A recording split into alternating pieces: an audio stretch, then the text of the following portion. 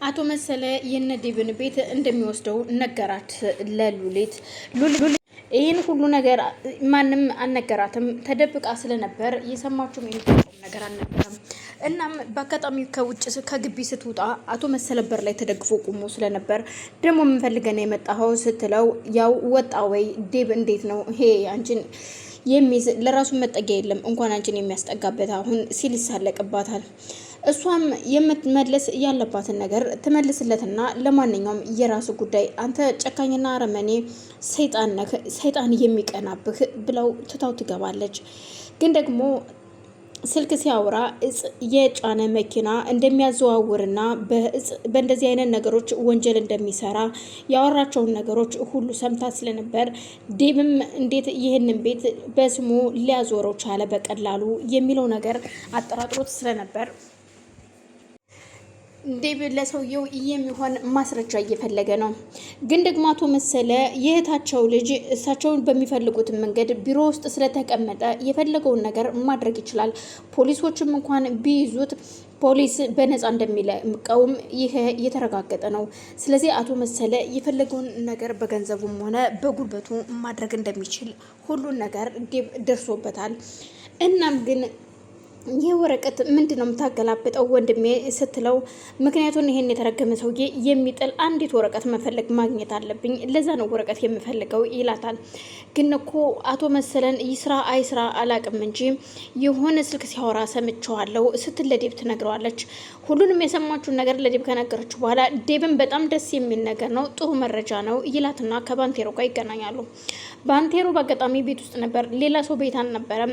ሮዛ ከግቢ ወጥታ ስትመለስ ባንቴሮ በረንዳ ላይ ቁጭ ብሎ ስለነበር የውጩን በር ከፍታ ስትገባ እሱ ስልክ እያወራ ሂዋን ከአቶ መሰለ ጋር መሄዷን ስትነግረው እንዴት ከዛ የተረገመ ሰው ጋር ትሄጃለሽ? የሆነ ነገር ያደርግሻል፣ እባክሽ እንዳትሄጅ ከዚህ በኋላ ሂዋን ሲላት እሺ ችግር የለውም ግን ደግሞ አሁን እየተመለስኩኝ ነው። እሺ ምን ተባብላችሁ ነው ምናለሽ ሲላት ለማንኛውም ስመጣ እነግርሃለሁ ግን ይኸውልህ ለሉሊት እንዳትነግራት ዝም በላት ምንም ማወቅና መስማት የለባትም ስትለው ችግር የለውም ሂዋንዬ በማለት ይኸውልህ አንተ ልጅ ሂዋንዬ የሚለውን ቃል ይኸውልህ ዴቭ እንጂ ሌላ ሰው እንዲጠራኝ አልፈልግም ስትለው ያው እሺ አልኩኝ ማለት እኮ ባንዴ ሁሉን ነገር ከውስጥ ያውጥቼ እረሳዋለሁ ማለት አይደለም። ስለዚህ እስከዛው ያው እስከምረሳሽ ድረስ ግድ ነው በማለት ስልክ እያወራ ያለ በር ተከፍቶ ሮዛ ትገባለች።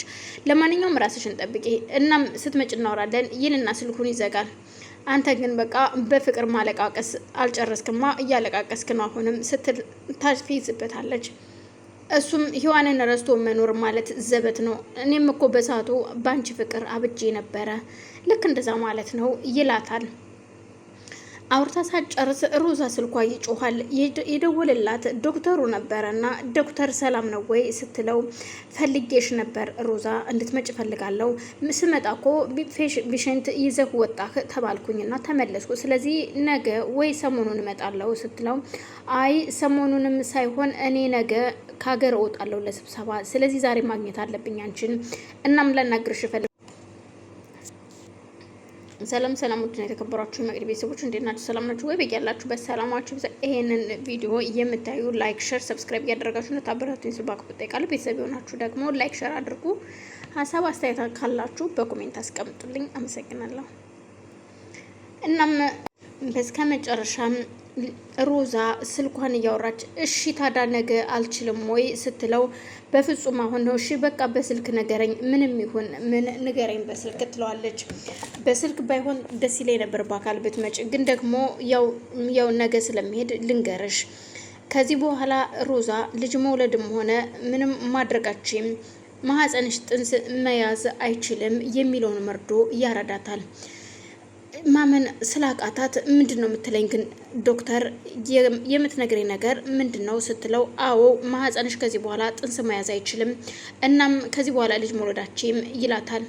እኮ እንዴት ነው ልጅ መውለድ የማልችለው በማለት ስልኩንም ለማናገር ሲያቀታት ቁጭ ብላ ማልቀስ ትጀምራለች። ባንቴሮ ካጠገቧ ስለነበር ደንግጧል። ግን ምን ሆነሽ ነው ሲላትም እኔ ከዚህ በኋላ ልጅ መውለድ አልችልም፣ ወልጄ ማቀፍም ሆነ መሳም አልችልም እማዬ የሚለኝም ልጅ ሆነ ልጄ የምለው ልጅ አይኖረኝም። እግዚአብሔር ግን ቆይ ምን ብበድለው ነው እንደዚህ የሚያደርገኝ ሲላት፣ ባንቴሮ ለማንኛውም ሰጭም ነሹም እግዚአብሔር ነውና ራስሽን አረጋጊ ሮዛ።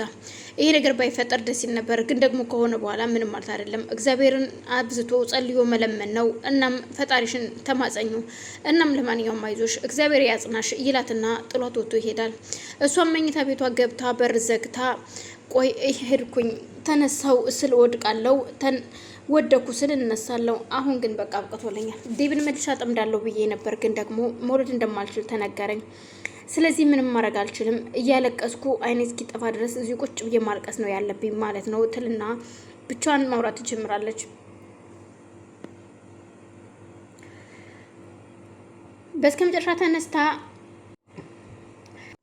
በስከመጨረሻ ተነስታ ሮዛም አቶ መሰለ ወዳሉበት ለመሄድ ከመኝታ ቤት ትወጣለች። ዴብ በአጋጣሚ ሳሎን ነበረ። እኔ ምልህ ግን ዴብ ያንን እማዬ ያለችበትን ቤት ሽጠኸዋል እንዴ ስትለው ምን መጠየቅ አስፈለገሽ ሲላት፣ አይ አይደለም ማለት እማዬ የሆኑ ትልቅ ሰውዬ 2 ጋርድ እየያዙ መጥተው ቤቱን ስፋቱንም ሆነ ጥበቱን ጎኑን ቁመቱን መጥተው አይተው ነው የሄዱት። ግን ምንም እማዬን አላናገሯትም ስትለው እና ታዲያ ምን ይደንቃል? ስለዚህ ከዚህ በኋላ አንቺ ሰማሽ አልሰማሽ ምን የሚደንቅሽ ነገር አለ? ከዛ ቤት ያላችሁ አንቺ ሞንሽ እናትሽ ትዝታ ነው እንጂ ሌላ ምንም ነገር የላችሁም። ስለዚህ እናትሽም ቢሆን ነገ ጧት ውጡ ሲባሉ መውጣት ነው። ትዝታ ደግሞ ብቻውን ምንም አይሰራም። ስለዚህ ምን ትፈልጊያለሽ ከዛ ውጭ? ባዶ ትዝታ ደግሞ አንቺ አትፈልጊም። ትዝታ እኮ አንቺ አትፈልጊም። የምትፈልጊው አንቺ ቁስ ነው። ቁሳቁስ ስለሆነ የምትፈልጊው ቁሳቁስሽን ይዘሽ ቁሳቁስሽን ይዘሽ ትሄጃለሽ ይላታል። እጅግ በጣም ተናዳ ስለነበር ቆይ ምንድን ነው እያልከኝ ያለኸው? እኔ አንቺ ራስሽ እዚህ መቀመጥሽ እኮ ገርሞኛል። ድፍረትሽ ምን ደፋር ነው? ቤቴ እኮ ነው። ይሄ ቤት እኮ ከዚህ በኋላ ያቶ መለሰ እንጂ የኔ አይደለም፣ ያቶ መሰለ ቤት ነው ሲላት ትደነግጣለች።